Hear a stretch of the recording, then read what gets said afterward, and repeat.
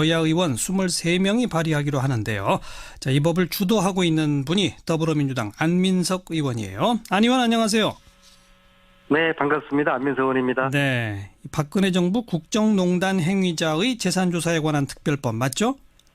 네, 23분이 발의를 하는 게 아니라요. 예. 발의하기 전에 예. 이 법 제정 추진 여야 의원 초당적 모임을 만들었습니다. 그 모임에 참가하신 의원님들의 숫자가 23분이고요. 예. 이분들이 중심이 돼가지고 이제 발의 서명을 할 것이고요. 네. 아마 최소한 100분 이상의 의원님이 동참하실 것으로 생각됩니다. 그렇군요. 아직 발의 전 단계고요. 네. 방금 제가 저 법 명칭을 불러드렸는데 박근혜 정부 국정농단 행위자라면 그 대상이 누구인 겁니까? 그 대상은 지난번 특별검사법에 적시된 15개의 범죄 항목에 해당되는 모든 사람들이라고 볼 수가 있고요. 네. 16번째로 기타 관련 행위자들이기 때문에 예. 최순실부터 포함해서 관련자들 모든 사람들이라고 그렇게 보시면 될 것 같습니다. 박근혜 전 대통령은 대상자가 됩니까 안 됩니까? 네, 포함되죠.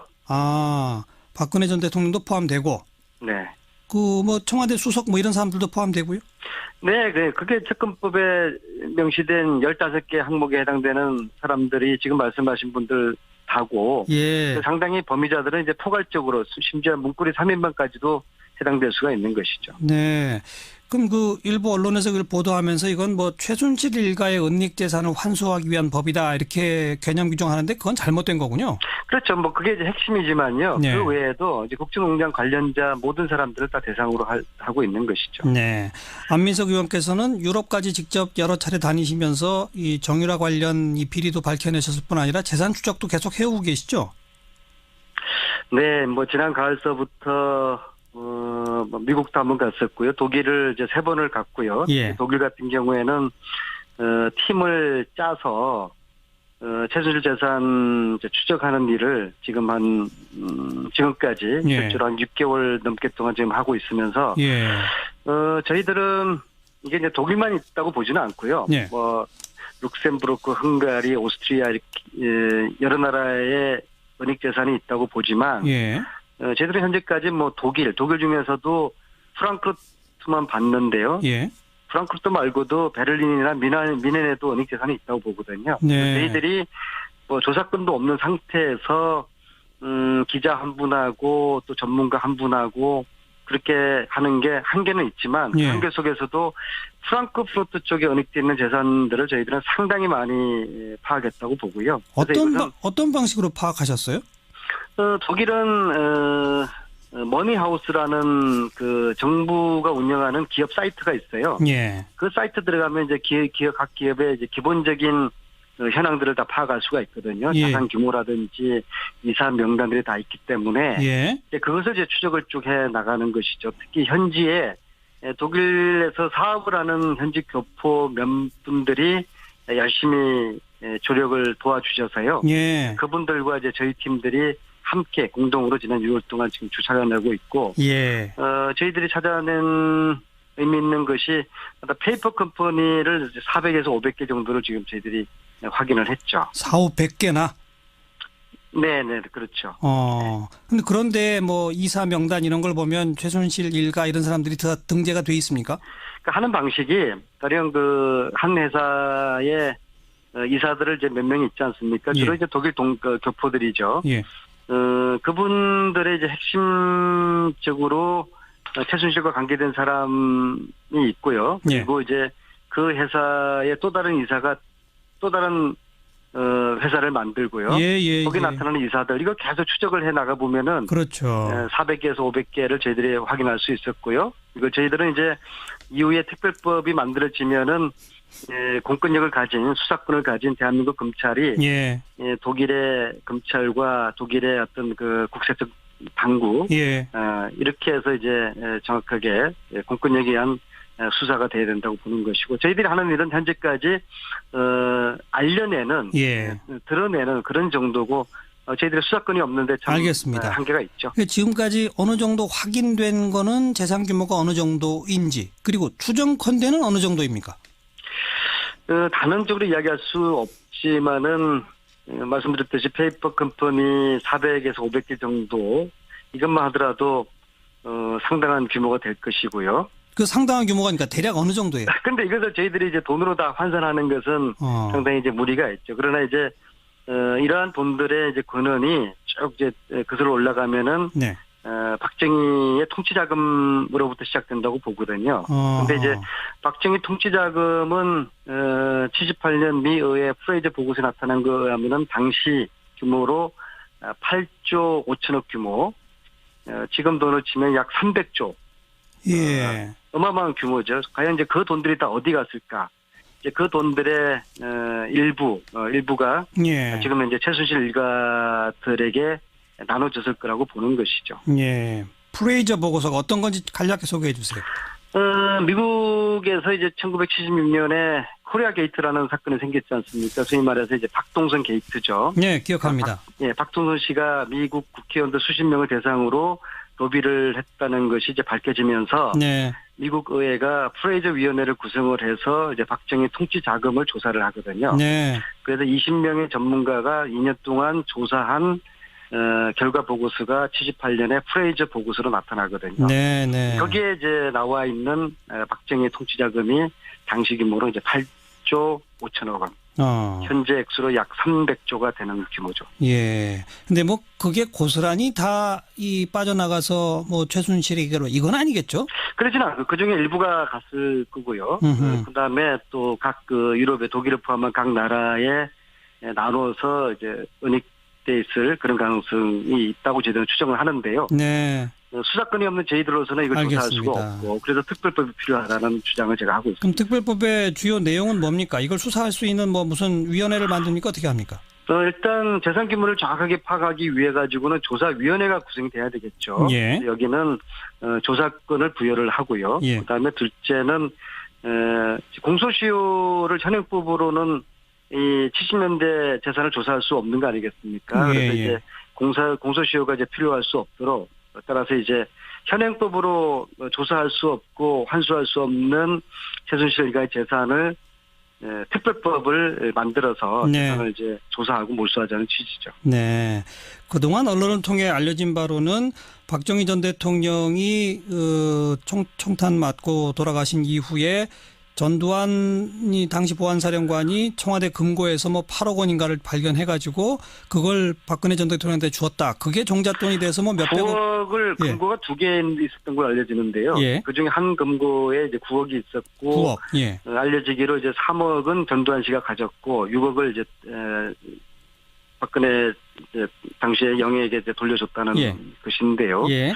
저는 제가 볼 때 박근혜 대통령이 집권하자마자 제일 처음에 휘두른 칼이 전두환 재산 환수를 한 거 아니겠습니까? 네, 네. 아마 아주 옛날에 그런 어떤 뭔가 원한이 있지 않고서는 과연 그랬을까? 그것이 이제 과거 이제 재산하고 관련돼 있다고 저는 추정을 하고 있습니다. 그러니까 어쨌든 그동안 언론에서는 그렇게 뭐 몇 억을 박근혜 전 대통령한테 주었다. 그게 종잣돈이 돼서 몇백억이 됐을 거다. 이 정도까지가 이 추정으로 나왔는데 안민석 의원은 그보다 더 전 프레이저 보고서에 근거하는 박정희 전 대통령의 통치자금까지 주목하시는 거군요. 네, 거기서부터 출발해야지 이제 본류가 시작되고요. 예. 이제 말씀하신 금고도 또 다른 금고 안에는 어음이나 수표나 달러 그런 것들이 가득한 게 또 다른 금고가 있었거든요. 예.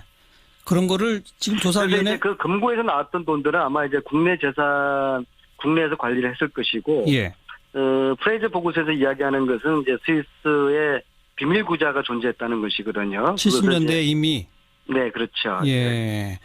그런 게 지금 그런 것들을 조사를 이전에 가능합니다. 왜냐하면은 2011년에 스위스와 한국 간에 협약이 맺어졌어요. 예. 우리나라 정부가 정식으로 요구를 하면은 스위스에서 관련 그 스위스 은행의 금융 자료를 제출받을 수 있도록 되어 있습니다.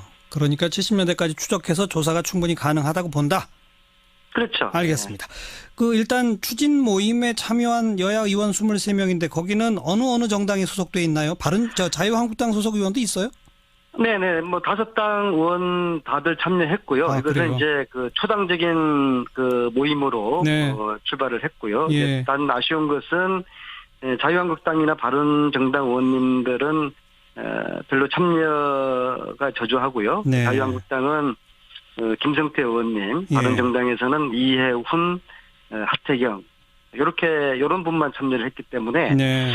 이게 제가 생각을 해보니까 자유한국당이나 바른정당 의원님들이 이 법을 좀 정파적인 관점에서 보시는 것 같아요. 네. 이거는 네. 여야의 문제나 진보 보수의 문제가 아니라 정의의 관점에서 대한민국의 부정부패를 척결하자는 특별법이기 때문에 알겠습니다. 여기에 대한 오해를 좀 부식하셨으면 좋겠습니다. 네, 추진 모임 말고 나중에 발의할 때 자유한국당, 바른정당에 누구누가 참여하는지 좀 지켜보도록 하겠고요. 네, 그리고 이제 서명에 참 동참한 의원님들은 제가 명단을 국민들에게 공개를 예. 할 생각입니다. 그 관련해서 한 가지만 짧게 여쭤볼게요. 며칠 전에 열렸던 재판에서 최순실 씨가 전국 승마대회 정유라가 준우승한 그 이 과정에 뭐 무슨 압력 넣은 거 전혀 없다. 그러면서 네. 안민석 의원을 오히려 증인으로 좀 불러서 만나고 싶다 이랬는데 그 얘기 들으셨죠? 네네. 그럼 증인으로 부르면 나가실 겁니까? 불러주면 나갈 텐데요. 아마 예. 절대로 증인 요청을 하지 않을 겁니다. 만약 나가시게 되면 뭘 증언하실 건가요? 제가 확인하고 싶은 게 많죠. 먼저 세월호 참사 당일 대통령과 최순실 씨가 어디서 뭘 했는지 궁금하고요. 그다음에 아니 증인이 그런 걸 물어볼 수는 없고 그러니까 이 승마대회 관련된 압력 이런 실체에 대해서는 분명히 증언하실 것들이 많다.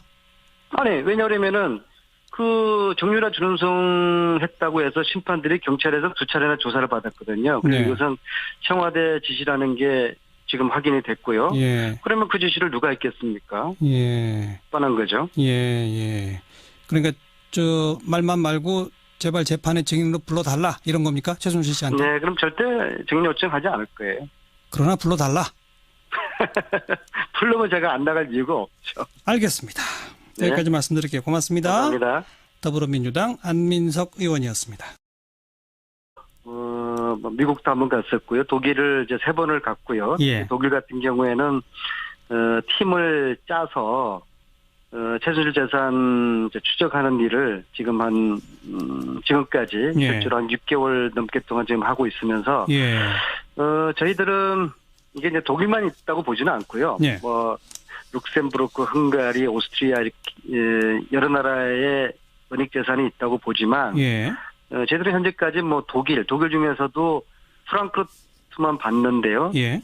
프랑크푸르트 말고도 베를린이나 미넨에도 은닉 재산이 있다고 보거든요. 네. 저희들이 뭐 조사권도 없는 상태에서 기자 한 분하고 또 전문가 한 분하고 그렇게 하는 게 한계는 있지만 그 예. 한계 속에서도 프랑크푸르트 쪽에 은닉되어 있는 재산들을 저희들은 상당히 많이 파악했다고 보고요. 어떤 방식으로 파악하셨어요? 독일은 머니하우스라는 그 정부가 운영하는 기업 사이트가 있어요. 예. 그 사이트 들어가면 이제 각 기업의 이제 기본적인 현황들을 다 파악할 수가 있거든요. 예. 자산 규모라든지 이사 명단들이 다 있기 때문에 예. 이제 그것을 이제 추적을 쭉 해 나가는 것이죠. 특히 현지에 독일에서 사업을 하는 현지 교포. 방금 제가 저 법 명칭을 불러드렸는데 박근혜 정부 국정농단 행위자라면 그 대상이 누구인 겁니까? 그 대상은 그 지난번 특별검사법에 적시된 15개의 범죄 항목에 해당되는 모든 사람들이라고 볼 수가 있고요. 네. 16번째로 기타 관련 행위자들이기 때문에 예. 최순실부터 포함해서 관련자들 모든 사람들이라고 그렇게 보시면 될 것 같습니다. 박근혜 전 대통령은 대상자가 됩니까 안 됩니까? 네, 포함되죠. 아, 박근혜 전 대통령도 포함되고 네. 그 뭐 청와대 수석 뭐 이런 사람들도 포함되고요. 네, 그게 특검법에 명시된 15개 항목에 해당되는 사람들이 지금 말씀하신 분들 다고 예. 상당히 범위자들은 이제 포괄적으로 심지어 문고리 3인방까지도 해당될 수가 있는 것이죠. 네. 그럼 그 일부 언론에서 그걸 보도하면서 이건 뭐 최순실 일가의 은닉 재산을 환수하기 위한 법이다 이렇게 개념 규정하는데 그건 잘못된 거군요. 그렇죠. 뭐 그게 이제 핵심이지만요. 네. 그 외에도 이제 국정농단 관련자 모든 사람들을 다 대상으로 하고 있는 것이죠. 네. 안민석 의원께서는 유럽까지 직접 여러 차례 다니시면서 이 정유라 관련 이 비리도 밝혀내셨을 뿐 아니라 재산 추적도 계속 해오고 계시죠? 네, 뭐 지난 가을서부터 여야 의원 23명이 발의하기로 하는데요. 자, 이 법을 주도하고 있는 분이 더불어민주당 안민석 의원이에요. 안 의원 안녕하세요. 네, 반갑습니다. 안민석 의원입니다. 네, 박근혜 정부 국정농단 행위자의 재산조사에 관한 특별법 맞죠? 네, 23분이 발의를 하는 게 아니라요. 예. 발의하기 전에 예. 이 법 제정 추진 여야 의원 초당적 모임을 만들었습니다. 그 모임에 참가하신 의원님들의 숫자가 23분이고요. 예. 이분들이 중심이 돼가지고 이제 발의 서명을 할 것이고요. 네. 아마 최소한 100분 이상의 의원님이 동참하실 것으로 생각됩니다. 그렇군요. 아직 발의 전 단계고요. 네. 이